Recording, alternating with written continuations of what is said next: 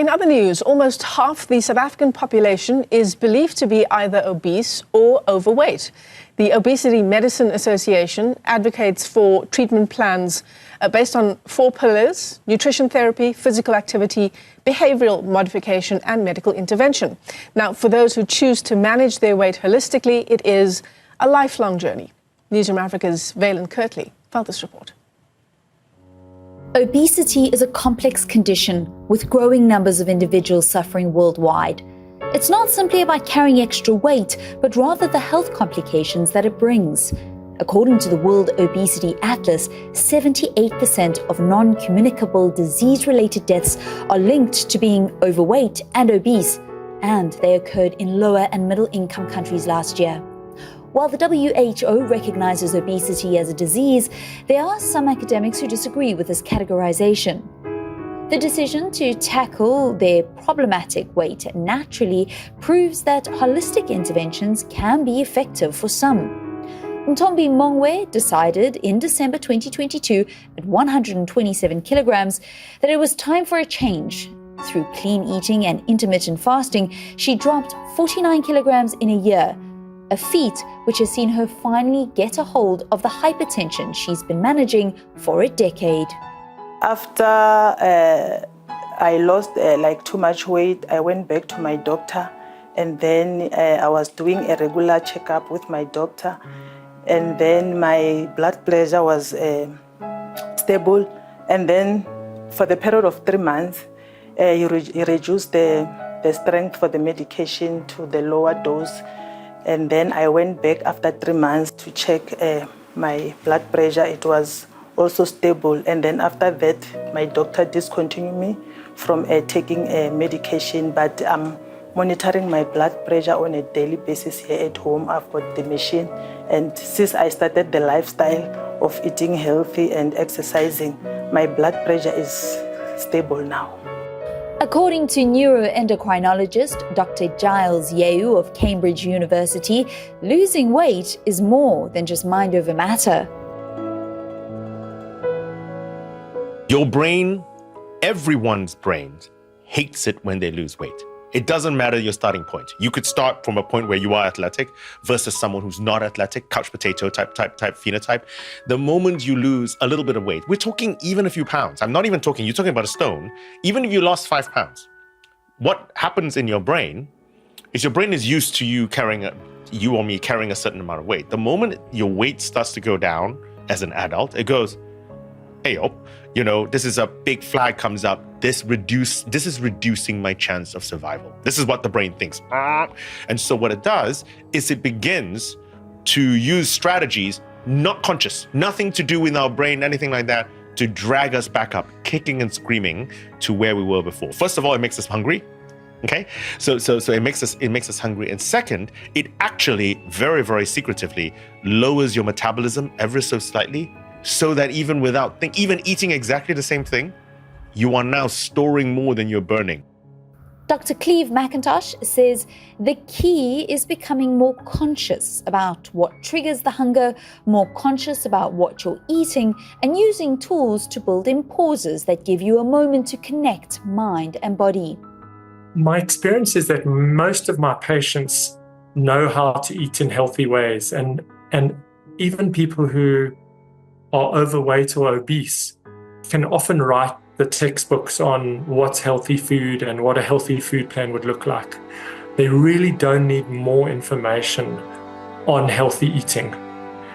What they need is a way to respond differently in the situations in which they repeatedly make poor food choices.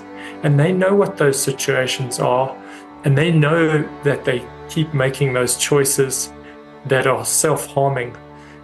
And yet they often feel powerless to change their automatic response to food. And so what mindful eating does, or bringing mindfulness into making a food choice, is it gives a whole new range of options to someone who before was stuck in a very predictable path of choosing the same food over and over again, even when they didn't want to.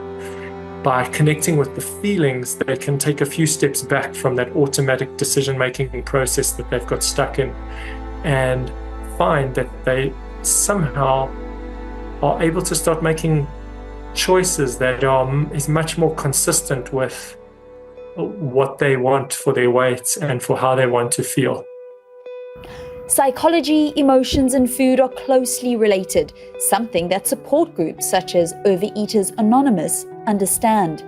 The 12-step program to recovery was developed on the same principles outlined by Alcoholics Anonymous, and for this group of women, it's a lifeline in managing their weight.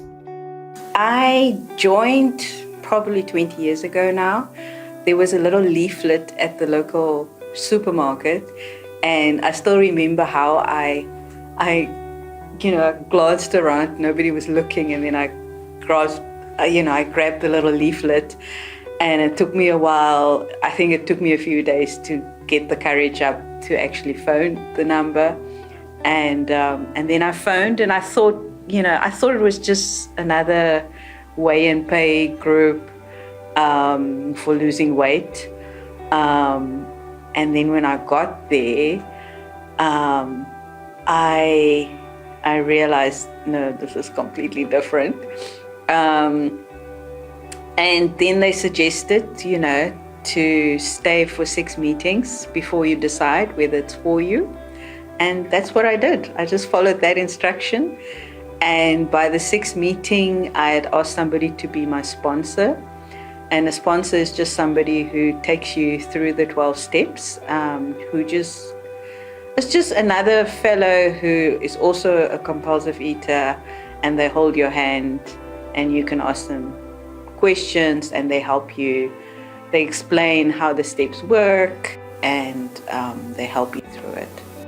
A while ago, I made an adjustment to my food plan. The adjustment was necessary as I was eating my favorite cake all by myself, the whole thing.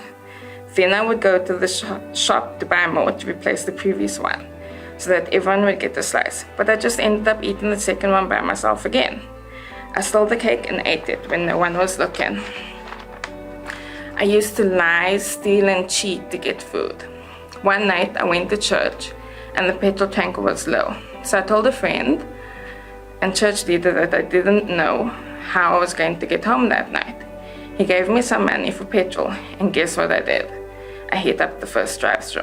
That was my disease in all its glory. Stealing, lying, and cheating. Now sponsoring is keeping me grounded. OA opened a lot of doors for me. OA opened my heart. OA opened my creative part. OA helped me to give service, to help others who struggle with the same struggles. OA made me a better person. It's not only a diet physical program, it's a physical, emotional and spiritual. And really OA, not OA per se, but God through OA, through the 12 steps. And I always emphasize the spiritual solution, because that is where the huge change comes about. A spiritual awakening that changes your personality forever and ever. You'll never be the same again. Experts say the journey to natural weight loss and weight management is a journey to understand yourself better and rediscover yourself. Then weight loss becomes just one of a number of benefits.